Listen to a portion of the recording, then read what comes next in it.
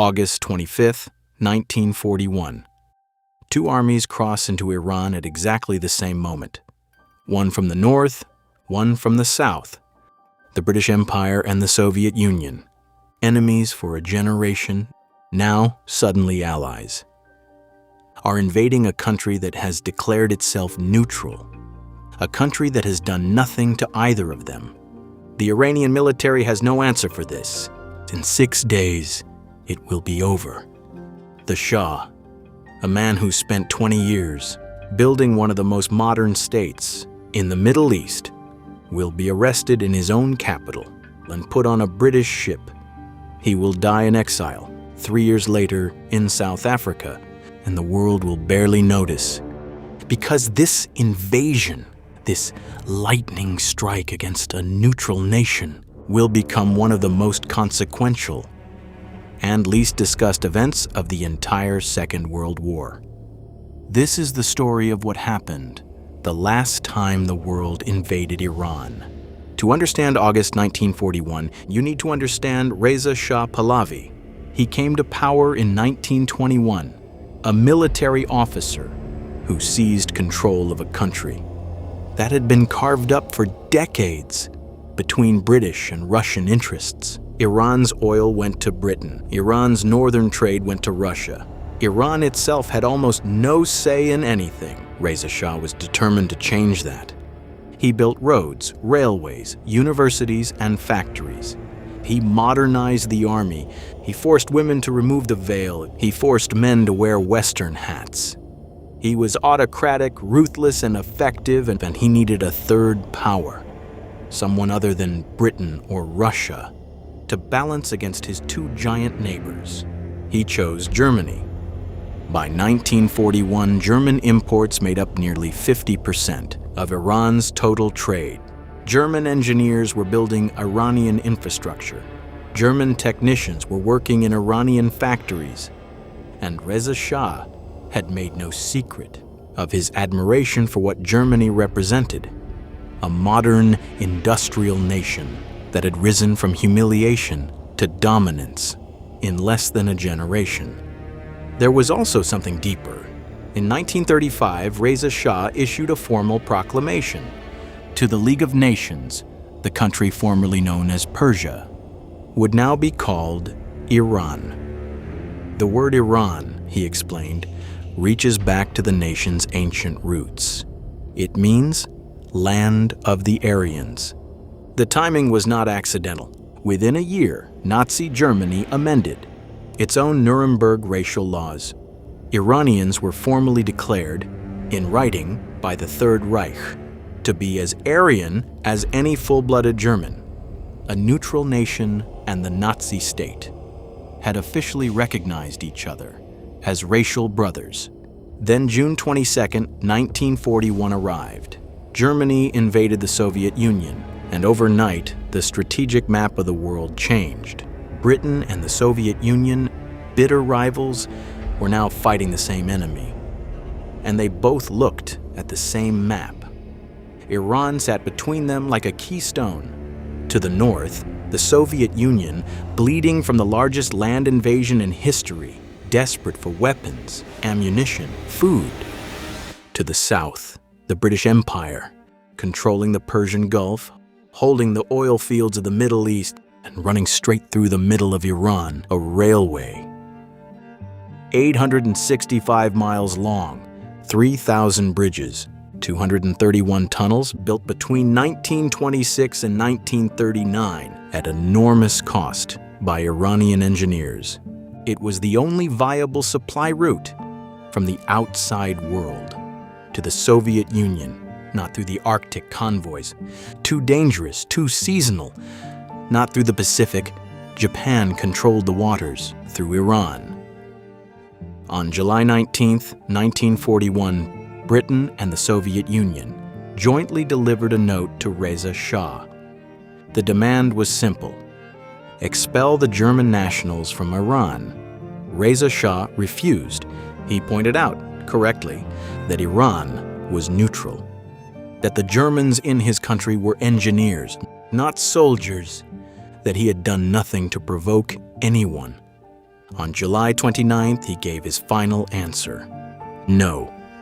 He made one critical miscalculation. He assumed the Soviets were too busy fighting Germany in the West to open a second front in the South. He was wrong. August 25th, 1941. 4 a.m. The Soviet Red Army crosses the northern border of Iran at multiple points simultaneously. 3 Soviet armies, moving fast. At the same moment, British and Indian forces cross from the south, from Iraq, and from the Persian Gulf. The Royal Navy sails into Iranian ports. British aircraft appear over Tehran. The Iranian military fights back. At some positions, the resistance is fierce. Iranian soldiers hold their posts against overwhelming firepower, but the numbers are impossible. The Allies have complete air superiority. Within hours, Iranian cities are bombed. Supply lines are cut. By August 28th, 3 days in, the Iranian military is in complete collapse. The government contacts the Allies. Ceasefire talks begin. August 31st, 6 days after the invasion began, Iran formally agrees to Allied terms. Reza Shah was finished, and he knew it. The Soviets and British made clear. They considered him personally unreliable, too pro-German, too independent, too unpredictable. They wanted him gone. On September 16th, 1941, 22 days after the invasion began, Reza Shah Pahlavi signed his abdication. He was put under British arrest before he could flee. His son, 21 years old, who had been studying in Switzerland, was called home and placed on the throne. Mohammad Reza Pahlavi, the last Shah of Iran. The father was loaded onto a British ship and taken to the island of Mauritius, then to South Africa. He died in Johannesburg in July 1944. He never saw his country again. Now the Allies had what they needed. The Trans-Iranian Railway was taken over and rebuilt to Allied military specifications. New ports were constructed in the Persian Gulf, new roads were cut through the mountains, and the supplies began to flow. Tanks, aircraft, trucks, food, steel, ammunition, everything the Soviet Union needed to survive the German onslaught, it came through Iran. By 1943, 30,000 American soldiers were stationed in Iran just to keep the supply line running. Peak delivery reached 282,000 tons in a single month, July 1944. By the end of the war, 4.1 million tons of war material had passed through Iranian soil on its way to Soviet Russia.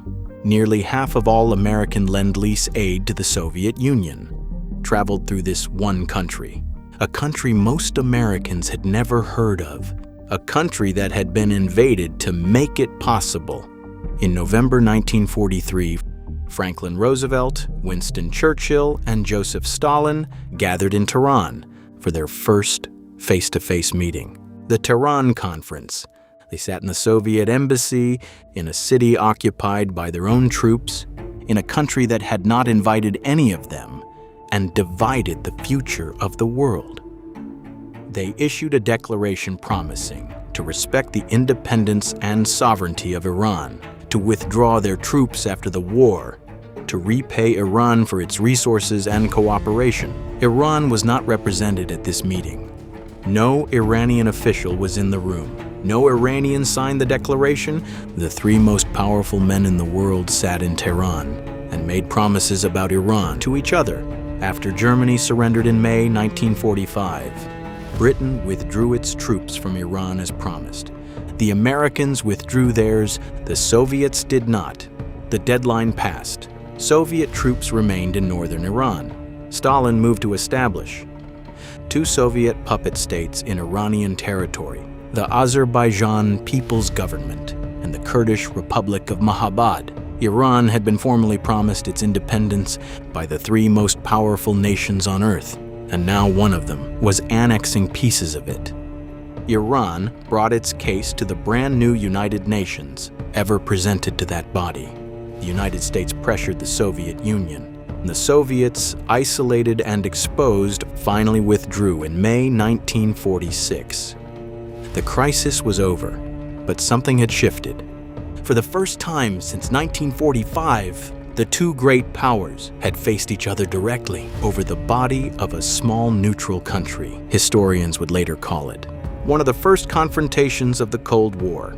It started in Iran, in a country that had been invaded by the people who promised to protect it.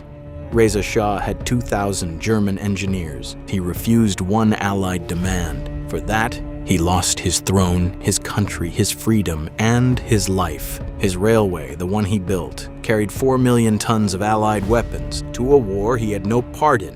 His country became a highway for other people's battles. His son ruled for another 38 years, under the influence of the same powers. That had removed his father until the Iranian Revolution of 1979 ended the dynasty for good.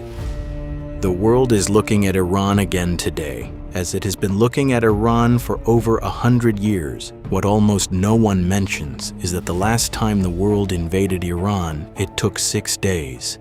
And what followed shaped the next 80 years of Middle Eastern history. Some headlines from 1941 are still being written today. Hit subscribe. Every week on Forgotten Headlines, we find the stories that explain the present by excavating the past. The past never runs out of headlines. We're just here to read them.